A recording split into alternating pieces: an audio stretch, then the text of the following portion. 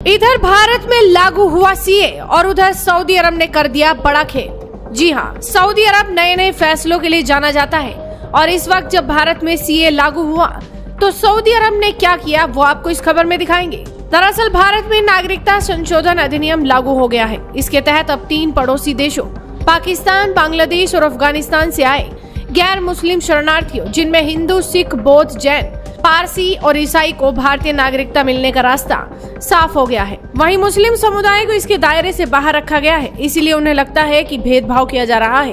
हालांकि सरकार का तर्क है कि इन तीनों देशों में मुस्लिम समुदाय बहुसंख्यक में आता है, जबकि सीए के दायरे में लाए गए 6 गैर मुस्लिम समुदाय वहां अल्पसंख्यक में गिने जाते हैं। वहां उन्हें धर्म के आधार पर प्रताड़ित किया जाता है, इसीलिए तंग आकर ऐसे शरणार्थी सालों पहले भारत में आकर बस गए हैं। दूसरी तरफ मुसलमानों का पवित्र महीना रमजान भी शुरू हो गया है, लेकिन सऊदी अरब से एक ऐसी खबर सामने आ रही है जिसने हर किसी को चौंका दिया। दरअसल रमजान से पहले सऊदी अरब में अवैध रूप से रह रहे लोगों की गिरफ्तारियां शुरू हो गई हैं। 23,000 से ज्यादा लोगों को सऊदी अरब की पुलिस ने गिरफ्तार किया है। देश के आंतरिक मंत्रालय ने बताया कि 59,721 लोग सऊदी अरब में घुसपैठ करके निवास कर रहे हैं। इनमें से 23,040 लोगों को गिरफ्तार किया गया है। इस अभियान में 4,690 महिलाओं को भी पकड़ा गया है। खबरों के मुताबिक 29 फरवरी से 6 मार्च के बीच अवैध रूप से देश में रह रहे लोगों की गिरफ्तारियां की गई।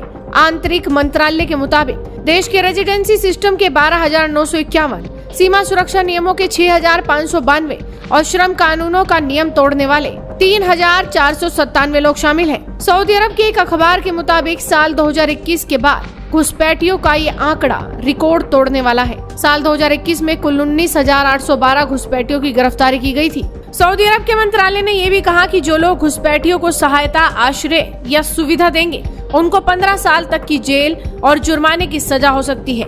सऊदी अरब ने कार्रवाई रमजान महीना शुरू होने से पहले की है। फिलहाल चांद दिखने के बाद अब सऊदी अरब में रमजान के रोजे शुरू हो गए हैं। खबरों के मुताबिक सभी देश घुसपैठियों से परेशान है और इसी क्रम में सऊदी अरब में भी कुछ घुसपैठिए निवास कर रहे हैं। कुछ लोग ऐसे लोगों की मदद भी करते हैं जिसकी वजह से अवैध रूप से रह रहे लोगों को सुविधा मिल जाती है। बताया जाता है कि इन घुसपैठियों में ज्यादातर ऐसे लोग हैं जिनका वीजा समाप्त हो गया है, उसके बावजूद ये देश में रह रहे हैं। कुछ ऐसे भी लोग होते हैं जो पर्यटन वीजा पर देश में प्रवेश करते हैं और देश में नौकरी करने लगते हैं, जिसकी वजह से इनकी संख्या बढ़ जाती है। इसके साथ ही इफ्तार पर पाबंदी के बाद अब सऊदी ने चंदे पर भी नया फरमान जारी कर दिया है। इस्लाम धर्म के 5 स्तंभों में रोजा, जकात, हज, नमाज और शहादत शामिल हैं। रमजान के महीने में अधिकतर मुस्लिम जकात निकालते हैं, यानी चंदा देते हैं। बता दें कि अपने माल में से गरीबों को दान करना ही जकात कहलाता है। जहां लोग खुद से भी सीधे तौर पर गरीबों को जकात दे सकते हैं, तो दुनिया भर में कई संस्थाएं भी इस पर काम कर रही हैं। इन संस्थाओं में मुसलमान अपनी जकात का पैसा देते हैं, लेकिन कई संस्थाओं को मदद के चंदे में धांधली करते हुए भी पाया गया है, जिसके मद्देनजर सऊदी सरकार ने रमजान की donation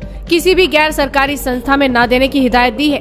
presidency of state security के प्रवक्ता ने एक्स पर एक बयान जारी कर कहा, रमजान के दौरान धार्मिक कामों की सुरक्षा सुनिश्चित करने और इसके इनकम सोर्स बढ़ाने के लिए हम लोगों को सलाह देते हैं कि विदेशों में दिया जाने वाला चंदा किंगडम के अधिकृत चैनलों और संस्थाओं में ही जमा करें। इस नोटिस में ये भी कहा गया कि कुछ संस्थाओं और व्यक्तियों द्वारा जकात की आड़ में नागरिकों से चंदा जुटाया जा रहा है, जिसके गलत इस्तेमाल होने की संभावना है। बयान में बताया गया है, जो नागरिक सऊदी के बाहर दान करना चाहते हैं उनके लिए एकमात्र इकाई KS रिलीफ यानी king Salman humanitarian add and relief है। नोटिस में ये भी कहा गया है कि निर्देशों का उल्लंघन करने वाले दानकर्ताओं को किंगडम के कानूनों के मुताबिक जिम्मेदार ठहराया जाएगा। और ऐसे में सऊदी अरब का एक कदम हर किसी को हैरान कर रहा है। आप इस पूरी खबर पर क्या कहेंगे? अपनी राय हमें कमेंट कर बताइए। साथ ही इस वीडियो को शेयर कीजिए और जुड़े रहिए हेडलाइंस इंडिया के साथ।